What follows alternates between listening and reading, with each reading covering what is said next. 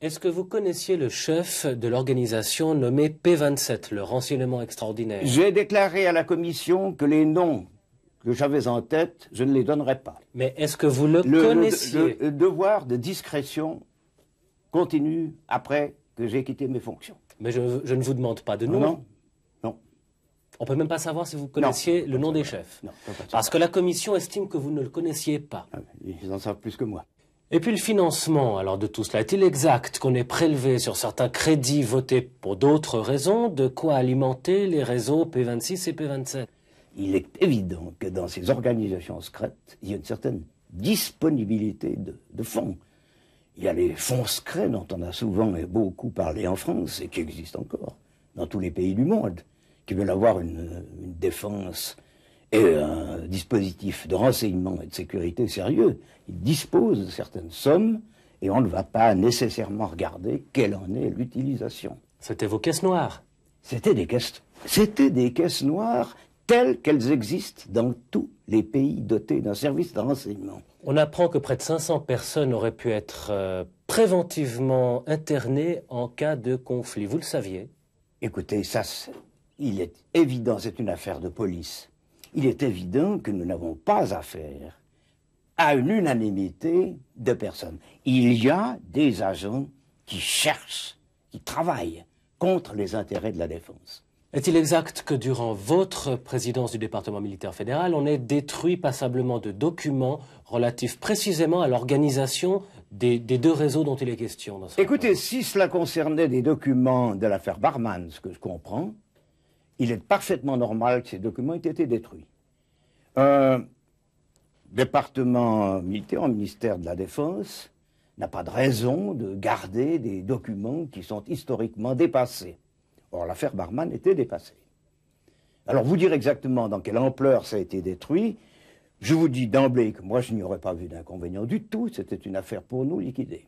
Je considère ce rapport comme une chose grave en soi.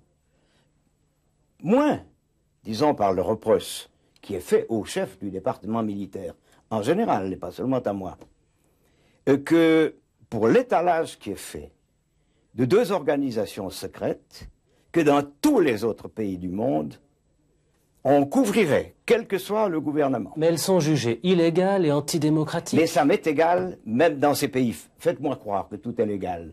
Faites-moi croire que tous ces services secrets sont démocratiques.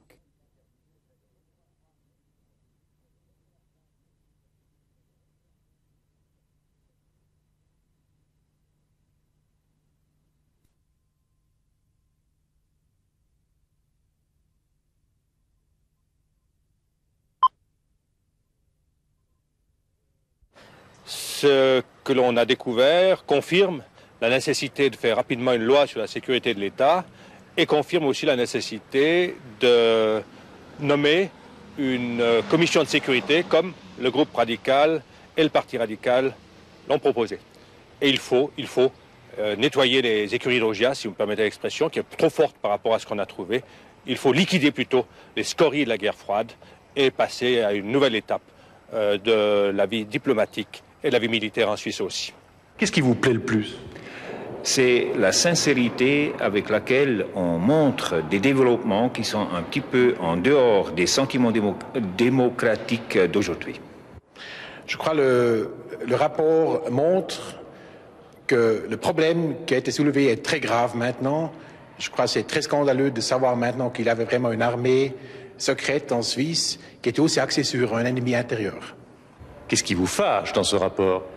On est surpris vraiment de cette liberté en dehors des structures démocratiques de cette armée secrète, et c'est bien que le Conseil fédéral a décidé d'éliminer cette organisation. Nous pensons que le Conseil fédéral n'a pas compris vraiment l'importance politique de ce rapport et des conclusions qui ont été faites.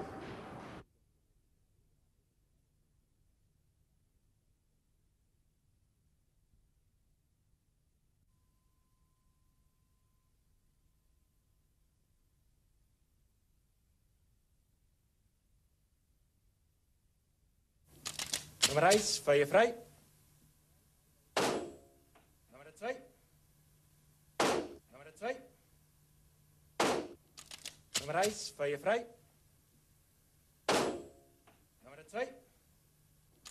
Nummer 1, feuerfrei.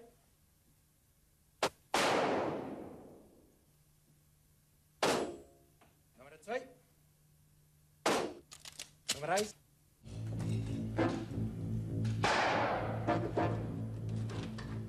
Es geht um Informationsaustausch. C'est dire que le Conseil fédéral avait demandé à la commission d'enquête de corriger son rapport.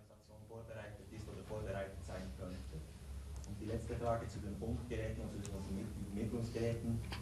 Wie beurteilen Sie die Tatsache, dass offenbar Geräte beschafft wurden, die mit NATO-Staaten kompatibel sind? Aber Sie haben gesagt, der Bundesrat habe die